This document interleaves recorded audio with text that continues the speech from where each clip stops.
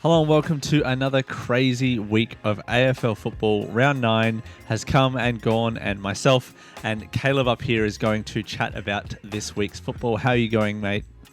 Yeah, good. I was going to say it was a weekend full of madness in the AFL, that's for sure. Sure was. Yes, it was very exciting. Lots of games. Still no teams on a bye, which is good. The byes are coming. So we're going to have, a few teams on a bye and less games, etc., etc. So, enjoy the full slate of games while it lasts. Still going to have Thursday night football, which is fun.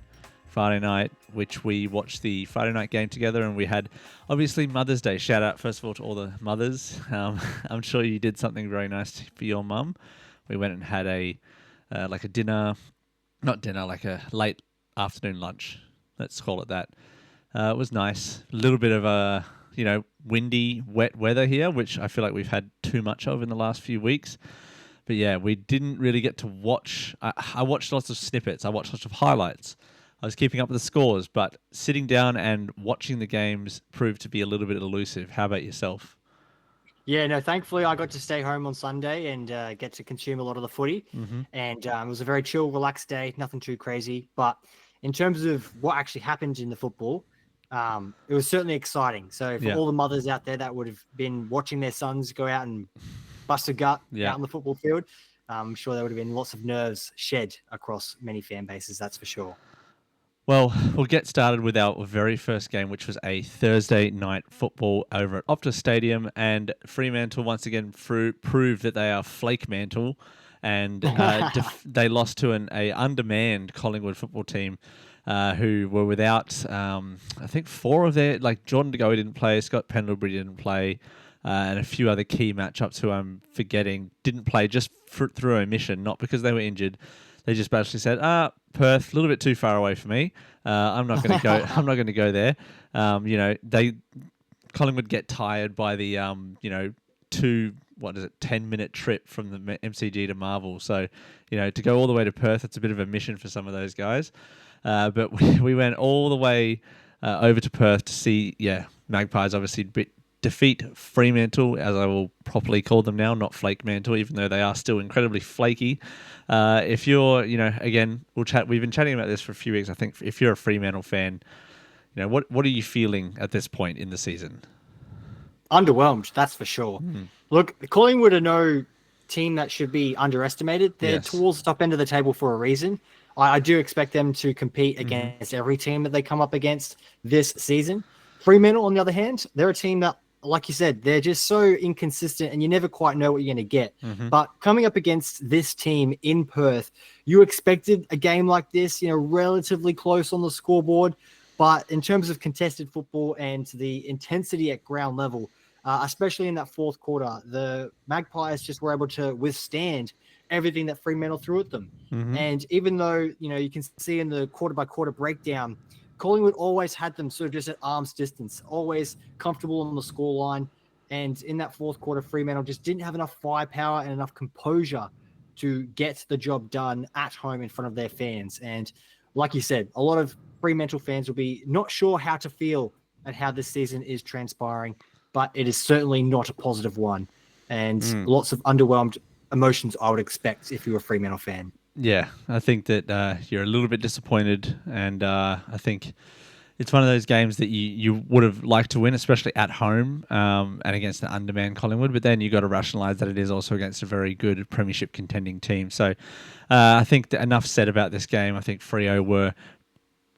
Yeah, they just couldn't get it done in the end. And I think that this kind of shows where they are. They're going to be around that 500 mark where they're, when I say 500, I mean like they're going to probably win and lose about the same amount of games in the season. And they'll be around the 8, 9, 10 spot. I think not much has really changed from my opinion of them.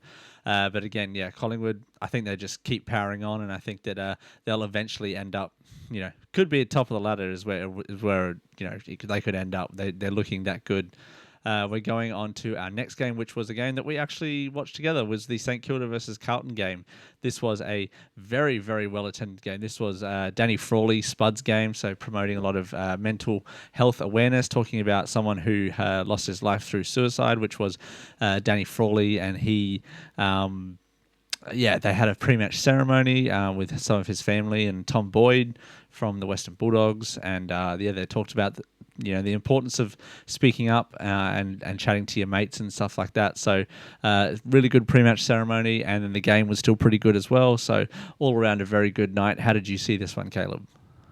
Well, this is a game between two teams that are just so like on the fringes of being a great team. Like they've got so many plays and tactical setups that from an outsider looking in, it looks like they're a comprehensive unit. Like I don't follow St. Kilda, I don't follow Carlton very closely week in, week out. Mm-hmm. So every time I do watch their games, I'm sort of watching it from an outsider looking in, and I'm trying to understand what's Ross Lyon trying to do, what's Michael Voss, what's his outlook on this team. Mm-hmm. And this was a game where it was sort of like a game of chess, a bit of movement here and there, but neither team showed class that you would put into the elite bracket, if you know what I mean. Mm-hmm. So St. Kilda, obviously, they play some good football. Carlton have so much attacking threat down forward. And I was surprised at how low scoring this was, if you know what I mean. 62 to 77 isn't the highest of score lines, but Carlton got it done. And I don't really have much else to say about it. It was just sort of a mid game. It wasn't the most exciting to watch. It wasn't a boring watch, that's for sure. But I don't know. Carlton just got the win in a game that they really needed to get it because they are a team that have such high expectations. Whereas if you look at St. Kilda, I don't feel like the same amount of pressure is mounted at that football club. So for Carlton getting the win at at the MCG, was hugely important for them. And to have all the rigmarole and all the stuff surrounding it, I think was good to see as well. Yeah, it's definitely one of those games where you can tell that both of these teams are mid-table. It was one of those, like, it was a little bit sloppy. Yeah. Ended up being much closer than you kind of... It seemed like it was going to be a little bit of a blowout towards the end, towards Carlton's way, but then St. Kilda kind of clawed their way a little bit back and made a little bit close at the end, but not really close enough for Carlton fans to be worried. And but overall, this game was also at the MCG, which is not technically St. Kilda's home ground in a lot of spaces, but because they were playing Carlton, they decided to have it at the MCG. So because they obviously get more fans, more ticket sales, etc., etc. So a little bit of a... I think for a team that plays at Marvel, it would probably be a little bit disconcerting, like a little bit, like as in they play the majority of their home games at Marvel. Obviously, they do play lots of games at the MCG, but it would probably just feel a little bit off, and especially with the circumstances around the opening presentations of the game. There's probably a lot on the players' minds and some of the coaching staff, etc. So, I don't fault St. Kilda for having a little bit of a lackluster performance here, but I commend Carlton for coming out all guns a-blazing and giving it their best effort. And continuing their winning ways, which now they're only one win out of 6th spot from their start where the sky was falling down. If they have one more win and the teams above them lose, they're going to be in 6th next week. Come on, this is how volatile the AFL season is, and we've still got a long, long way to go. Our next game we had was Melbourne versus Hawks. This was the Saturday afternoon game over at the MCG, and Melbourne, they kept it pretty close. They had, as you can see on the worm here, they kept it. They even had a lead in the third quarter. They were down by 1 at three-quarter time, but then the Hawks just kind of kicked away, showed their class, and ran over the top of them by the very end. This was a game that I'm sorry, I did not see a second of this game because I was already working, and man, this was a Melbourne. I think that their overall narrative this year, they've kind of assumed that rebuilding phase, and I don't think that they would be too worried about losing this game. Like, it's not like they're going to be freaking out, the sky's falling. You lost to a really, really good team, and Hawthorn, if I'm them, seeing the closeness of the game, I wouldn't be worried because of the eventual class that they showed at the end, if you know what I mean. I do know what you mean, but have a less charitable opinion. I too also didn't get to see this game because I was working Saturday, but I was shocked that Melbourne have sort of, like you said, adopted this mindset of we're in a rebuilding stage and that we're not ready to compete at the highest level. I'm sorry. You guys have a team stacked full of premiership worthy players. Like, it wasn't too long ago that you guys, won the premiership out at Optus Stadium. So to me, to be in this sort of period of discontent and mediocrity is just simply not good enough for this football club. And I understand Hawthorn are in a good space at the moment, but honestly, I'm not impressed by what I've seen from Melbourne so far. And this scoreline is a true reflection of where they're at as a football club. And even though I didn't get to see any of the game, the scoreline, in my mind, tells its own story. Fair enough. I think that I don't know. I think that the scoreline did not flatter the actual closeness of the game. From what I've actually I read the match report. I didn't watch the highlights, but I did read the match report and said that the game was a little bit closer than what the scoreline held. So good job to Hawks. They now sit, I believe, fourth on the ladder. I'll pull it up in a second. But yeah, they're sitting fourth and getting the win. We'll move on to our next game, which I accidentally already popped up there. Was the Essendon Bombers continuing a good little bit of a good run of form here against the hapless Sydney Swans. Sydney kicked 8-15. That's the thing that stands out to me. 63, losing to the Bombers 11-5-71, winning by 8 points in the end. Man, if you're kicking 15 points in a game and only kicking 8 goals, there's not a huge chance that you're going to be winning that game. And the Bombers probably, to be honest, should have won by a little bit more. 8 points really doesn't reflect how dominant they were. Leading by 30 at three-quarter time. Sydney just basically kicked a bunch of junk goals at the end to try and make it a little bit closer. But yeah, Sydney, I'm pretty sure that's season done. I think. Oh man, they might make the finals still. You can't call out this early in the See, this is what's crazy, right? Is you look at Melbourne and you look at Sydney. I would say Melbourne have had a shocking season by their standards, and Sydney have had in terms of play style, have had a good season, and yet they're on similar amount of points in the table, which is just crazy from a narrative perspective, because it's like you just look at those two clubs and they're like almost in different stratospheres. But compared to the Melbourne Hawthorn game, which I had no interest in, unfortunately, I wasn't able to watch this game either, but I had extreme interest in seeing the final result. And the fact that the Bombers have come out on top is truly amazing to me. I understand they had, the home crowd advantage, and Marvel Stadium is a tough place to go for some of the northern teams. But the fact that the Swans kicked that many behinds and just almost made it difficult for themselves, like the worm is just so heavily skewed in the Bombers' favor. It's just incomprehensible. The fact that Sydney has so many star players and are not able to convert their chances, I think is a very worrying sign. And even though I wasn't able to watch the game, I did see a screenshot on social media of Dean Cox sort of towards the end of the game, hands on the head, just like in disbelief of like not quite sure what the solutions are to the problems that he's encountering. And if you're Dean Cox, being thrown into the hot seat after all the controversy of the previous seasons, getting smashed in a grand final, is this team mentally stable enough to still remain amongst AFL's elite? The answer to that question right now is no, which is surprising for me to say, because everything that's happening to Sydney right now is exactly what I thought would happen to GWS.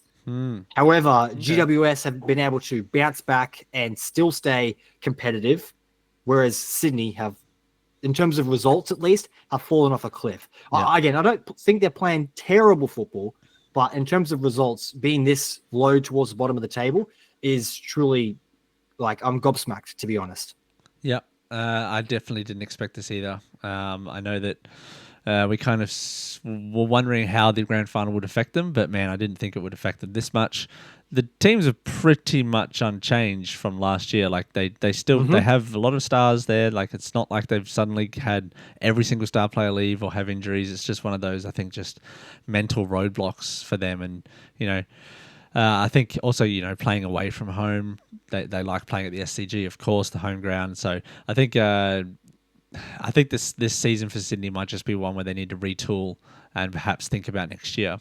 I know it's only round 9, but yeah, this could be one of two things that's happening to Sydney right now. This could be the Collingwood of last year, premiership hangover, and not being able to mentally and physically recover and go again. Or it could be what Brisbane did last year. It could be a slow, poor start, despite playing some okay football. And then towards the end of the season, it all just clicks on the scoreboard and they actually get the wins and fly towards the top end of the table and get top 8. It remains to be seen. Well, but either way, I'm still going to be keeping a red-hot eye on Sydney and seeing what they do for the rest of this season. Well, we're only going to find out with the later games, so we will get on to the next game of the night, which was the first game at TIO Stadium in Darwin. This was the Suns defeating the Western Bulldogs 106-96. Again, another game that really didn't reflect the style of the game due to the scoreboard, if you know what I mean. The if you look at the worm over here, Gold Coast led by a lot. Like they led by a lot in the middle of the fourth quarter, and then Bulldogs just came back. And Gold Coast pretty much led the entire game and playing in the hot, somewhat wet, dewy, sticky conditions in Darwin.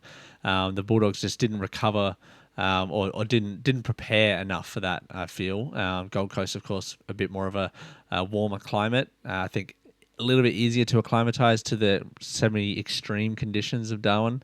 And I think that, another game that Gold Coast probably should have won by a lot more. But the fact that the Bulldogs kind of came back with a little bit of life, even towards the end of the game, even though they were probably very physically taxed, shows a lot about their character.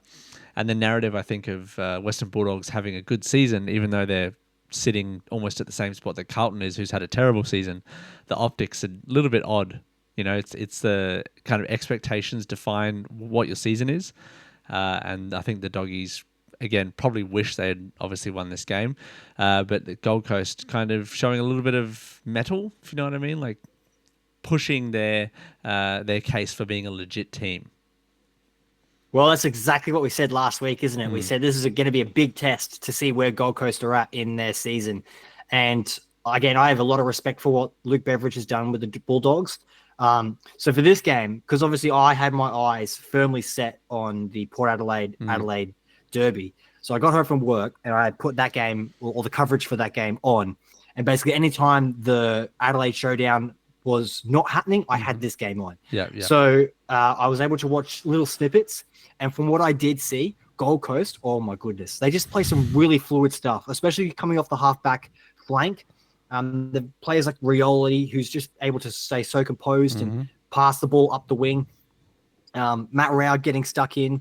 And then Ben King up forward. I know he didn't kick a bag in this game, but he's just like to have such a tall option up forward for them, I think is huge.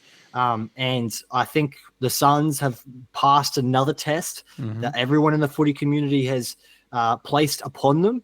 And the fact that Damien Hardwick at the end of the game just seemed so relieved and so proud of his team for the fact that they went to a neutral venue and got the job done against a Bulldogs side that were a little bit clumsy in the pressurized moments of the dying stages of the fourth quarter, but were definitely mounting that pressure. And the fact that the Gold Coast Suns were able to put up the brick wall and not let them bypass through, I think is a huge, they deserve a lot of praise for that.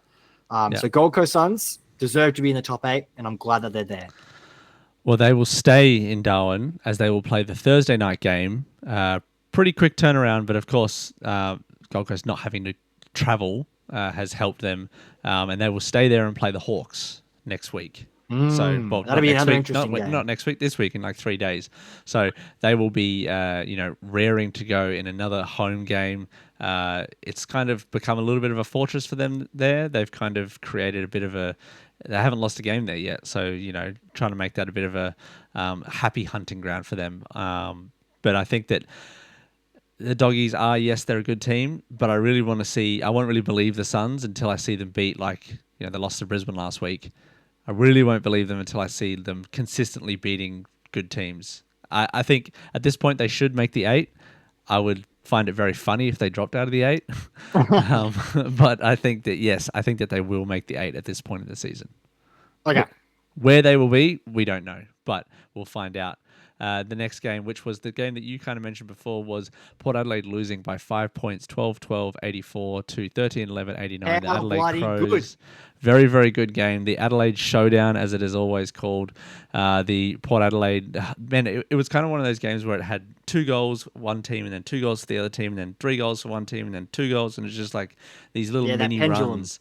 These little mini runs that you can kind of see by the worm here. It's like you had Port Adelaide peg back Adelaide, and then you'd have Port Adelaide take the lead, and then Adelaide would go back, and it was a pulsating game, and Adelaide kicked away in the fourth quarter, and then Port made it, somewhat tight at the end. There was a game-saving mark by, I can't remember his name. I think it wasn't Cummings. It was one of the Adelaide defenders. Kind of had a great back with the pack, flying mark to kind of save the game with a minute or just under a minute left.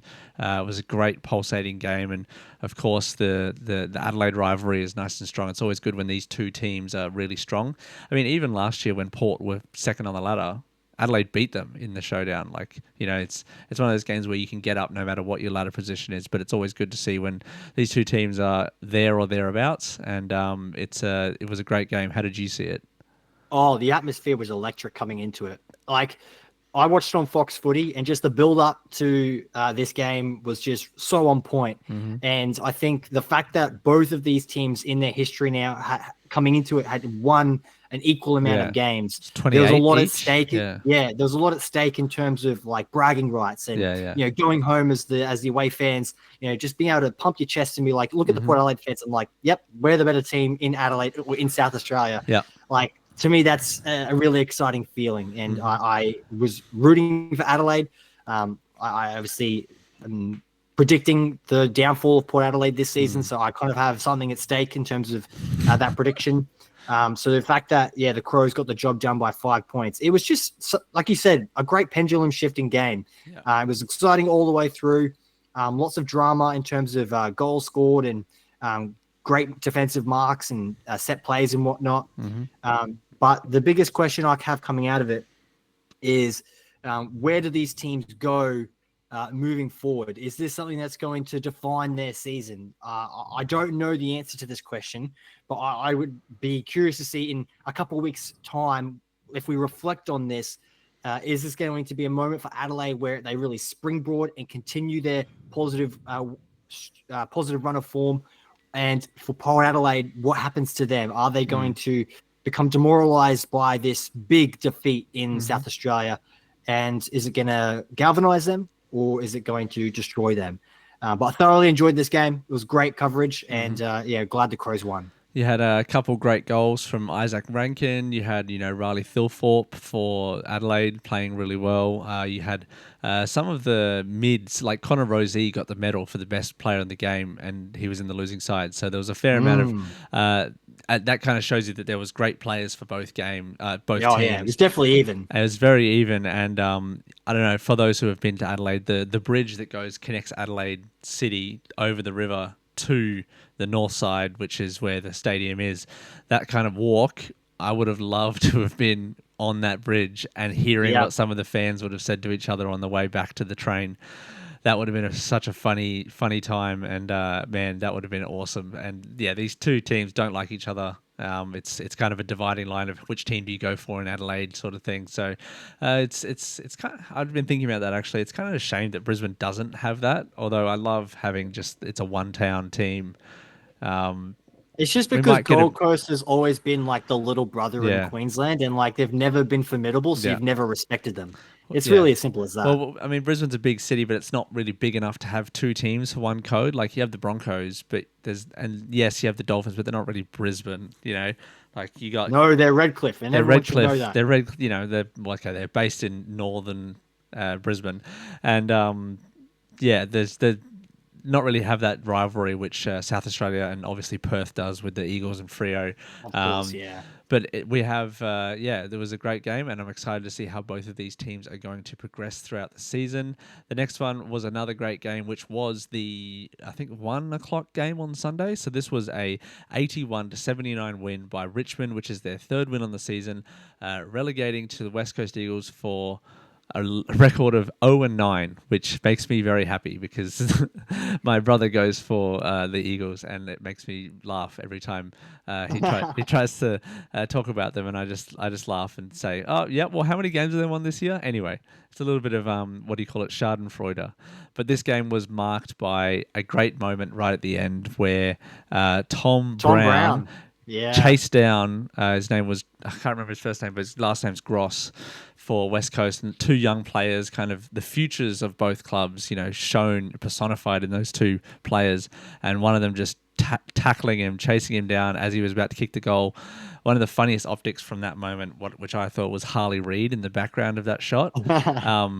standing there with like, oh, like, Yeah. if he had just passed it off, or, obviously it's very loud there, and he would have probably been yelling, you're hot, like there's a player coming, but none of that helped him because he got run down holding the ball.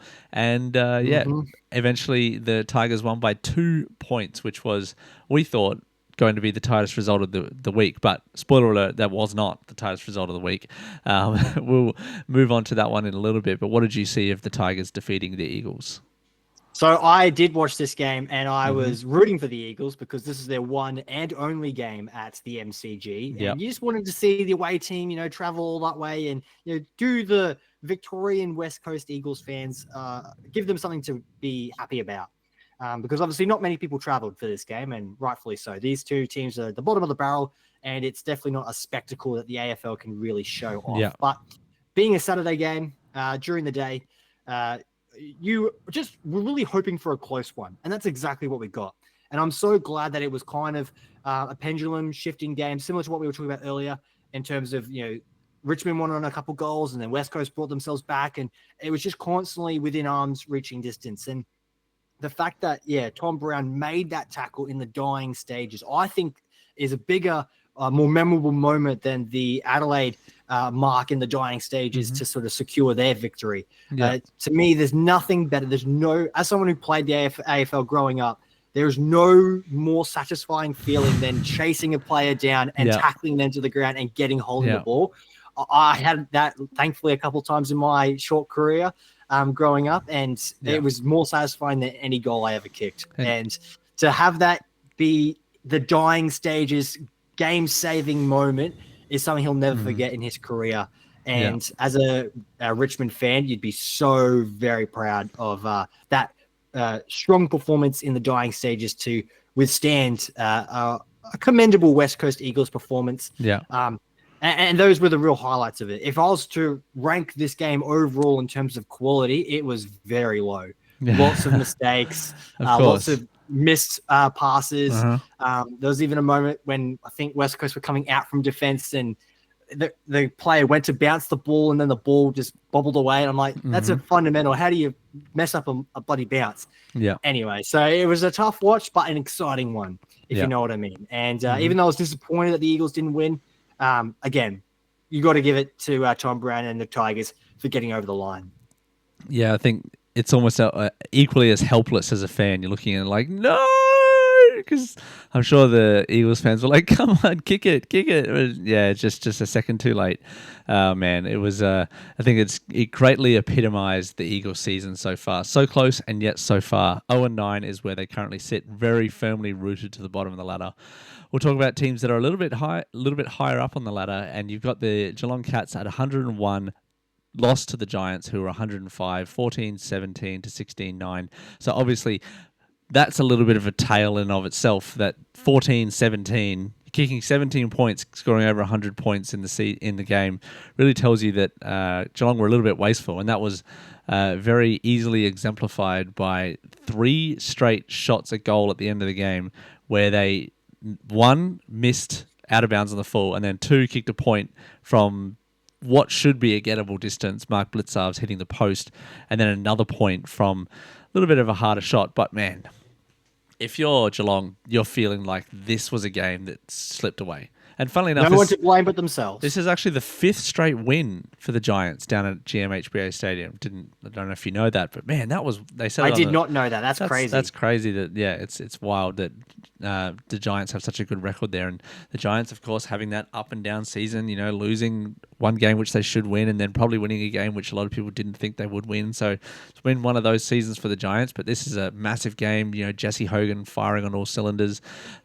Jake Stringer going off during this game as well. So when I say going off, I mean like going off the ground and not coming back. He's been a bit of a disappointment for this year, probably throwing a little bit of their feng shui off perhaps in the forward line. But yeah, Hogan was back to his old ways, scoring 7 goals in this game. And as you can see by the worm, it was very tightly contested the whole time, back and forth, cracking game. You got Geelong, who I forgot where they're sitting now. I think they're sitting in 7th. But man, this is it's an interesting season for them. They're winning one massive game, the week before against Collingwood, and they're losing against the Giants, and a little bit flaky, Geelong. Didn't expect that, but here we are. I certainly didn't. Yeah, of course not. What you expected them to be like towards the top? I did. Yeah, I expect them to be the best in the competition. Hmm. Look, I don't know what to say, to be honest, with this game. Like GWS, they're just each week they keep surprising me in terms of how competitive they are. Like I understand they've got like one of the best forward players in the competition, and they certainly have the best defensive player in the competition. So and they've got enough quality in midfield to sustain pressure for all four quarters. So like on paper, it shouldn't be surprising. It's just not what I expected Yeah. coming into this season. And the fact that Geelong, have an aging side, I don't know if that has much of an impact in Yeah. terms of their week to week output, because if we have a quick reflection on the last couple of games that they've played, they have all been very high intensity, close games. This one's decided by 4 points. The Collingwood game was decided by 1 or 2 points. And then I think it was the week 4. before that Yeah. was Hawthorn, which was another close game. Yeah, yeah. But in terms of Tough the gas stretch. tank, how much is left in Geelong's tank? I don't know. Yeah, and a lot of their best performers are older players like Jeremy Cameron, Blitzer, Patrick Dangerfield. Of course, it's kind of like Collingwood. It's one of those like you feel like within the next few years there could be a huge drop off coming. But I guess they've retooled and brought players in to help stop that and brought up young players. So I think if you're Geelong, you're not too worried. You just hope that you can get through this season, get some more legs under some of those young players. Of course, they're still trying to win a premiership, but like looking forward to the future beyond this season, they're probably just trying to get some more experience into their younger players to try and lift them for future years. The one thing I will say about Geelong is I think it's unlikely now that they're going to finish in top 4. Yeah. Like if they do make it into the 8, like let's say they finish 8th, I still think they could win the premiership. That's how good they are. Like the fact that the competition is this even, the fact that the Cats and the Giants are both sort of on the fringes of the 8. Both of them could potentially go the distance. Yeah. So I think if you're Chris Scott, your priority is just getting to the 8, because if we get there and it's there to play for, we can beat anyone else in the competition. And if we lost by a close margin against the Giants, but it was only themselves to blame in terms of not being able to kick straight, especially in the dying stages. Yep, that's very true. Well, speaking of kicking in the dying stages, we didn't have a lot of kicking goals in the dying stage in this next game, which was, again, the Lions playing the last game of the round, again, for the second straight week, and also the second of 3 straight games where they're playing on Sunday afternoon. So a little bit of a pattern developing here for the Brisbane Lions, and they faced at Ninja Stadium, North Melbourne Kangaroos, and it was an identical game. Like I saw a stat, it was 10-11. Oh, there he is. It was 10-11, 71, and they kicked the same amount of goals and points in either point, like left or right of the sides of the goal, which was crazy. Like, it was almost identical in so many ways, especially in some of the other statistics as well. It was so close, which, I mean, that's cool as an optics perspective, but as a Lions fan, it was pretty annoying and horrifying that you could play down to this level of competition to a 1-win team. Yes, it's away from home. Yes, it's a neutral venue. Yes, not neutral. It's like a venue that North Melbourne don't usually play at. They're not playing in Melbourne. But yeah, it's one of those, if only. But in saying that, they did draw on Mother's Day to the Crows last year in Adelaide. It's not, and we also get we're still sitting on top of the ladder. Got 2 points from it. It is what it is, but yeah, it's one of those games that you could feel like it slipped out of your grasp, especially right at the end when Hipwood had a shot for goal just from not too far out. A little bit of an easier shot, but yeah, this was a frustrating watch. Yeah, you sound like Lockie Neal in his post-match interview.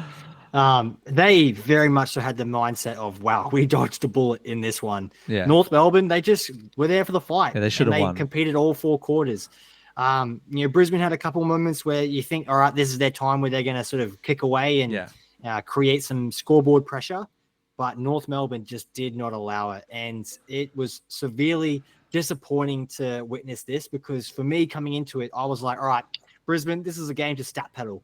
This is an opportunity to get our percentage up, to really put North Melbourne to the sword. Yeah. And Chris Fagan coming back to Tasmania, his hometown, coming up against his old mate in Alistair Clarkson, just did not get the job done. Yeah, as you can see in the Worm, we did lead by 20 points at the halftime break. So, that's a moment where you'd probably think, we're going to kick away. It's one thing that I've been a little bit frustrated by with the Lions lately is that they have a few slow starts. You know what I mean? Like they Oh, only that scored whole season's been a slow start. like it's just like their slow starting has really hampered them, especially if they go behind. Well, they weren't behind at this point in the game in the quarter breaks at all. So they technically didn't trail at any of the stoppages in the game, but it was just a little bit frustrating that they just couldn't get that mojo going quickly. Some good performances. Josh Dunkley again. Cam Rayner had a few goals. Hipwood kicked a fair few. Callum Archie again with the goals. Ashcroft another goal. Levi Ashcroft, that is. But yeah, just overall, I just think that North Melbourne wanted it a bit more. I think I've said this many, many times. AFL is like 75% effort. And I think the boys just didn't put in the effort this week. And they'll come back next week against Melbourne, who is another team that they should be beating by a lot of points. And I feel like we might be seeing Groundhog Day, where we see them play again in a slightly lethargic fashion. Let's just say that. You know what I mean? I do know what you mean. I'll say the only concern, besides the fact that we just didn't get the win, coming out of this game from a player's perspective, is the fact that Jared Berry went off with a concussion and looked like a pretty nasty knock to the face. So hopefully he is able to recover that quickly, because obviously we look at Brandon Starcevich. He's gone out with concussion on multiple occasions and he still hasn't returned. Yeah. So hopefully he is not out for long, because Jared Berry, when he is fit and firing, is one of our better midfielders. So now the question becomes who replaces him and who's able to step up, because Kyle Lohman, when he returned back to the team, you could clearly tell that he is not match fit at his peak. So definitely some question marks for Chris Fagan coming into the next game in terms of his selection, who stays in, who goes out. And because we've got plenty in the VFL that are fit and firing and ready to come back, should they be required. Yeah. That's there's plenty of players, ready to come back, and it's one of those, like, we've played 9 games, we've had 9 rounds, and you've got 1 loss, 1 draw, and I feel like the best team on paper still is yet to play a game. So, and you've had, Kyle Lohman with injuries and such. Of course, injuries are a part of every team's season, but you've got some really, really, really good players sitting in the wings waiting to come in. I think that the fact that they're all backmen, a lot of them, is hampering bringing them back, because while we obviously didn't win the game, I think the defense was still pretty damn good. Still got our key defenders still playing really, really well. So it's really just the forward line. I wish we could just, I don't know, hey, pick up the phone. Hey, Joe Danaher, you feel like you want to come back just for a week or two, maybe? That could be a funny little phone call. I've missed hearing Let It Go at the stadium. Don't hear any Frozen from our goal stings anymore, but it is what it is, and we've got to find a way, especially with some of the younger players like Kyle Lohman, Logan Morris, etc., to find the way to win and score goals. There we go. It's the last thing I'll say about this result, as frustrated as I am, this is exactly why I predicted Brisbane finishing 4th in the table. Because these are the type of games where they just don't win. Like they should be, but they don't. This is not going to be the first time this happens in this season. We're going to have a couple others. Hopefully it's not against the Demons next week. But to me, as frustrated as I am not surprised in the slightest. Very optimistic is Caleb. It's going to be... I'm a realist. What can I say? So another Sunday night or afternoon game next week. Well, it moves us on to the ladder, which is, of course, seeing the Brisbane Lions sitting on top, and as we said, seeing them playing Melbourne next week. Second is Collingwood, Hawthorn, Gold Coast, Adelaide, Bulldogs, Cats, and Giants. What not a huge amount of change from last week, but what really stands out to you in that list? Nothing really stands out to me. I guess obviously the big headline coming away from it is the fact that the Cats didn't get past the Giants, and now just brings them level on points and doesn't allow the gap to increase. I think if you're Chris Scott, 7th spot, as long as you get in the 8, that's all that really matters, to be honest, because I think they're a quality outfit and can beat anyone in the competition, despite, like I said before, just falling short against the Giants. Yeah. That is very true. But we've got a huge matchup, as you can see, kind of in the second team, which is Collingwood playing Adelaide, which is going to be the fifth team. So I love it when teams that are within the 8 play each other. That is also the 3 versus 4 Hawthorn Gold Coast is going to be a great one on Thursday night, as we spoke about before. And then we've got the bottom 10, which is Essendon, Carlton, Freo, St Kilda, Port, Sydney, Melbourne, Richmond, North, and West Coast. So I think we kind of covered those teams pretty well. But yeah, Essendon having a nice little run of form, 4 wins out of 5. I think that's pretty damn good. Carlton coming back a little bit, and then some of those teams falling off a little bit, like Port, Sydney, Melbourne still having some struggles, and then Richmond, who are very surprising a lot of people, North and West Coast right down there. So it's looking like pretty set down there in the bottom 4.